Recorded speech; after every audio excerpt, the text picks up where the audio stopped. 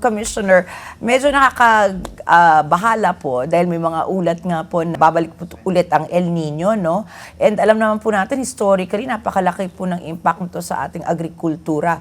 How prepared are we po para po matulungan ang sektor po ng agrikultura sa ating bansa? Actually, as a people, as an individual, we are considered to be one of the most resilient individual, as a person, as an individual, as a people.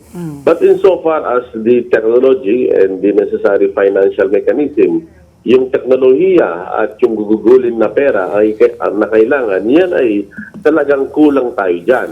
Pero as individual, nakikita naman po natin, masaya tayo, yung resiliency natin as a person, as a human, as individual, mataas. Kaya ako po, I remain positive that we will not be only coping up, but we will thrive amidst climate change. As we speak naman, ang ating mga national government agencies, actually lumabas nga lang ako at we were having our NDC presentation, yung National Determined Contribution. Lahat ng mga government agencies natin nakatutok under the leadership of President Ferdinand Marcos in order for us to have what we call adaptation measure.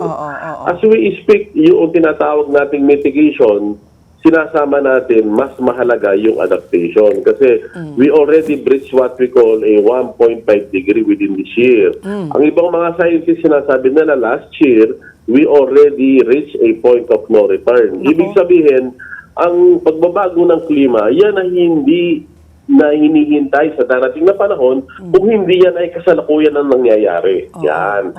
So dahil sa pangyayaring yan, wala na tayong magagawa kung hindi mag-adapt or bumagay, umangkop sa pagbabago ng klima. Ano po ba yung gagawin natin tungkol dyan?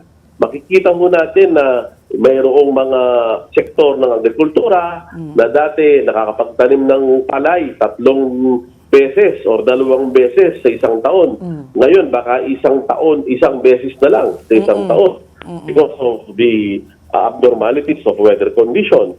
So, anong gagawin natin? Kailangan tayo mag-transition. We know for a fact na ang rice, bigas o kanin ay considered to be staple food o yun ang pangunahing pagkain nating mga Pilipino. So kasama ng ating tinatawag na technology transition on research and development on how to find varieties of rice and even thrive amidst these climate abnormalities. Kahit hindi maraming tubig, kailangan pa rin tumubo yan. Kailangan din magkaroon tayo ng tinatawag na paradigm shift. It's not a business as usual. So kung dati tayo mula umaga, almusal, tanghalian, hanggang hapunan, kanin ang ating kinakain, tignan natin, baka pwede tayo mag-transition.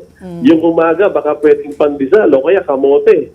Kasi ang kamote, maaaring itanim yan kahit sa itaas ng bundok at walang masyadong tubig, At dyan ay mas maganda pa sa ating katawan, Lalong-lalo na yung kamoting kahoy, Mas healthy. It is also one way of looking it in a very positive perspective dahil nandyan na yan. So anong gagawin natin? Hindi naman tayo pwede magreklamo lang lagi. Gawa na lang tayo ng paraan. It's one way of nature teaching us.